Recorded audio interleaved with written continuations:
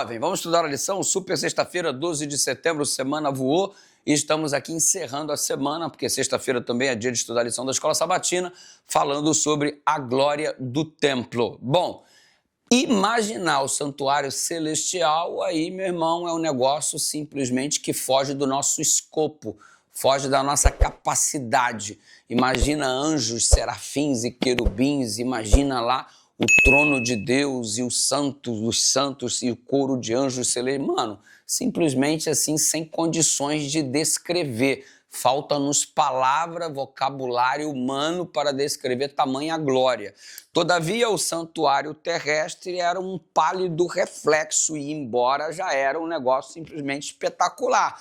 Você observar o santuário do modo como ele foi construído, simplesmente fantástico.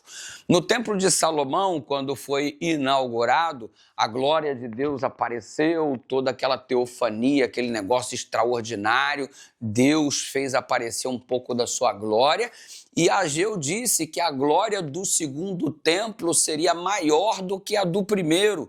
Então você imagina agora um novo templo construído em Jerusalém, muito tempo depois, e aquela coisa toda, e aí dizendo eles assim, o segundo templo, a glória é maior. Só que não teve aquela teofania, não teve todo aquele negócio. E por que a glória do segundo templo seria maior do que a do primeiro? Porque tudo aquilo que o primeiro templo anunciava Jesus Cristo, que simbolizava Jesus Cristo, agora estava de fato acontecendo porque Jesus estava presente. Por que a glória do segundo templo era maior?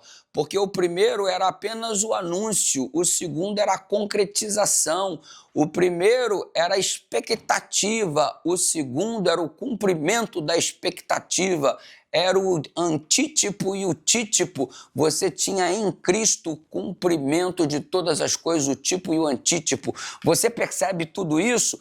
E esta é a razão pela qual o segundo templo é maior do que o primeiro, porque no segundo templo nós temos a presença do Cordeiro de Deus que tira o pecado do mundo, do qual nós não éramos dignos nem sequer de desatar as sandálias dos pés.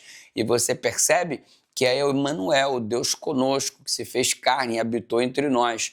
E o povo estava simplesmente cego. Acreditavam que a glória do segundo templo era maior por causa da pompa de Israel, por causa do conhecimento, por causa da religião dos fariseus, dos saduceus, por causa da teologia, dos privilégios e das promessas de Abraão, Isaac e Jacó, e começaram a se apegar a essas coisas tipicamente humanas, enquanto o Rei dos Reis e o Senhor dos Senhores estava ali, do lado de fora do templo, expulsando os cambistas que descaracterizavam o serviço do templo, sendo rejeitado pelos líderes religiosos, expulsos de diversas sinagogas, tendo que pregar pelas ruas. Então você observa que Jesus veio para aqueles que eram seus e os seus não o receberam. A glória do templo não estava na construção ou na suntuosidade do mesmo. A glória do templo residia na presença do Senhor Jesus. E de igual forma hoje, a glória dos nossos templos não reside nas cadeiras confortáveis que temos, nos sons de altas qualidades, nas nossas telas de LED super definidas, nas nossas excelentes equipes e bandas de louvores, os nossos pregadores de talento e qualidade.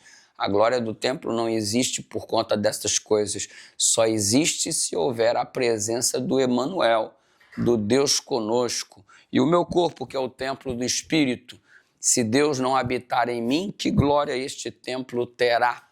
Que glória, minha beleza, meu isso. Se Deus não habita em mim, que adianta teus olhos verdes, teus olhos azuis, teu corpo musculoso, marombado?